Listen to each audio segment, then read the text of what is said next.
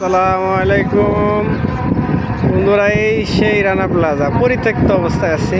কচু ক্ষেত, ময়লার স্তূপ, এখানে আবার কেউ পেঁপে গাছও লাগাইছে, আর কেউ জানি লাগাইছে। এই সেই পেঁপে গাছ। এখানে প্রায় 1100-1200 শ্রমিকের প্রাণ নিয়ে গেল সেই রানা প্লাজা। এখন ধ্বংসস্তূপে পড়ে রয়েছে।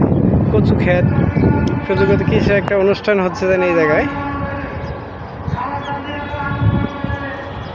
শ্রমিকদের আন্দোলন আমরা দেখানোর জন্য আসছি। সেই রানা প্লাজা পরিত্যক্ত, এখন আর কিছুই নাই। কত মানুষের জীবন পঙ্গু করে দিল, সারা জীবনের জন্য অনেকে পঙ্গু হয়ে গেল সেই রানা প্লাজা। এটা কারিচা রোডের পাশেই ছিল রানা প্লাজা, তার পাশে RS টাওয়ার। এই রানা প্লাজা আজকে পরিত্যক্ত, কিছুই নাই সেই রানা প্লাজা। বিশাল রানা প্লাজারে বিশাল অনেক শ্রমিক ছিল।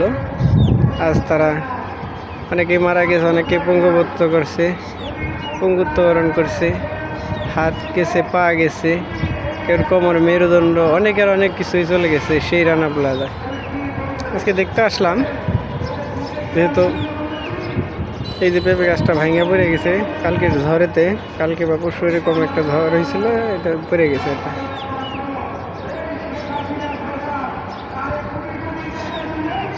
আল্লাহ, তুমি শ্রমিকদেরকে জান্নাত নসিব করো আল্লাহ।